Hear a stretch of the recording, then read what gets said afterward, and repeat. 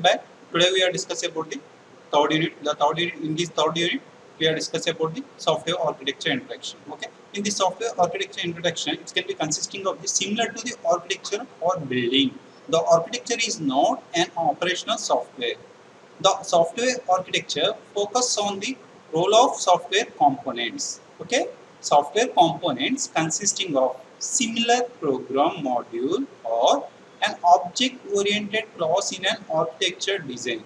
The architecture design extended and it's consisting of the database as well as the middleware that allows the configuration of a network of client and servers. Importance of this, generally the importance of the software architecture consisting of the some of the reasons. Those are the first reason, the representation of the software architecture allows the communication between the all stakeholders. What is a stakeholder? Stakeholder is nothing but a person or group or organization. Okay, the representation of the software architecture allows the communication between the all stakeholder and the developer. Again, the architecture focus on the earlier design decision that impact all software engineering work, and it is the ultimate success of the system. Okay, this is the second reason. What the second reason? The architecture focuses on the earlier design. What you have to define in the earlier design based on the decisions that impact on all software engineering work, and it's the ultimate success of the system.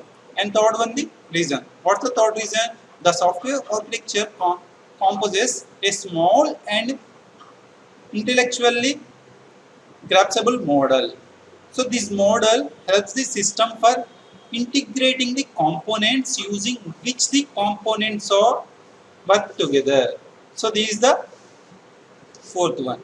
The architecture style. The architecture style is a transformation and it is applied to the designing of an entire system. So generally the main aim of architecture style is to build a structure for all components of the system. An architecture of the system is redefining by using the architecture style as well as the pattern, like an architecture pattern such as the architecture style introduces a transformation on the designing of an architecture.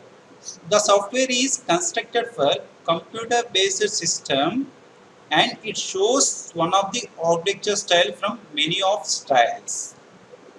So generally the design categories of the architecture styles, it will be including a set of components such as a database as well as the computational models which performs the functional required by the system, and a set of connectors that allows the communication, coordination and cooperation between the components. And third one rule, the constraints which define the integration of the components to form the system. Semantic model allows a designer to understand the overall properties of a system by using the analysis of the elements. This is the architecture style including some categories. Okay. Architecture design starts then a developed the software. Okay. The architecture design starts then the developed software is put into the context. Okay. The information is obtained from the requirement model and other information collected during the requirement engineering. So generally the representation the system in the context, see the diagrammatic representation C. We can defining some actors as well as the P's, superordinate systems as well as the subordinate system. We will defining the architecture context diagram. In the above diagram, all the following entities communication with the target system through the interface, that is a small rectangle shown in above diagram. Okay, we can defining a interfaces, defining small rectangle box. Okay, superordinate system. So what is a superordinate system? This system use the target system like a part of small higher level processing schema. And coming to the next one, subordinate system. What is the purpose of the subordinate system? This system is used by the target system and provide the data mandatory to complete target system functionality. This is the part of the subordinate system. So what is a peer? peer level system, it can be consisting of the interact on peer-to-peer basis, means the information is consumed by the target system and the peers. So what is the actors? So the actors consisting of there are the entities like people, device, which interact with the target system by consuming the information that is mandatory for process. So the design analysis activities which are executed iteratively that are following. Some of those are collect framework, and second one is obtain the requirements, constraints, description of the environment, third one describe the architecture pattern, and fourth one module view, fifth one process view, data flow view. Okay. So first one, collect framework. Collect framework developed a set of use cases that represent the system according to user point of view. That is the called collect framework. So what is the second one? Obtain requirement. Obtain requirement. So in this obtain requirement, this type of information, this type of information are found as a part of requirement engineering, and it is used to verify all the stakeholders and address it properly.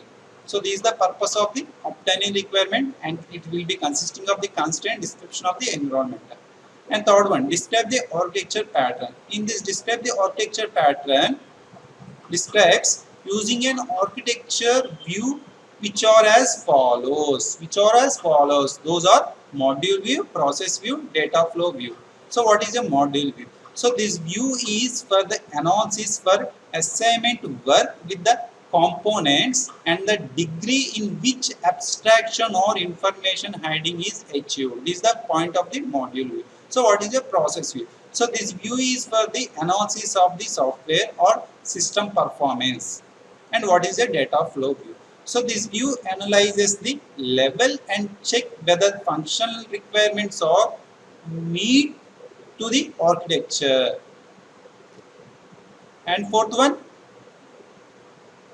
consider the quality attribute in segregation. The quality attributes for the architecture design consisting of the reliability as well as the performance, security, maintainability, flexibility, testability, portability, reusability, and so on. And fifth one, what is the fifth one? Identify the quality attributes, sensitivity. So the sensitivity of quality attributes achieved by making the small changes. We do only small little bit changes in the architecture and find the sensitivity of the quality of attributes which affected the performance. Okay, the attributes affected by the various in the architecture are known as sensitivity points. So requirements of the software should be transformed into an architecture that describes the software top level structure and it identifies its components. So this is accomplished through architectural design. It's also called as a system design, which acts as a preliminary blueprint from which software can be developed. Well, generally, defining the architecture. An architecture is a class or a pattern that represents a core abstraction that is critical to the design of an architecture for the target. So the diagrammatic representation controller represents a cohesive collection of input and output elements of the home security function. For example, a node might be comprised of various sensors and various alarms like output devices. What is a dictator? So based on the above diagram,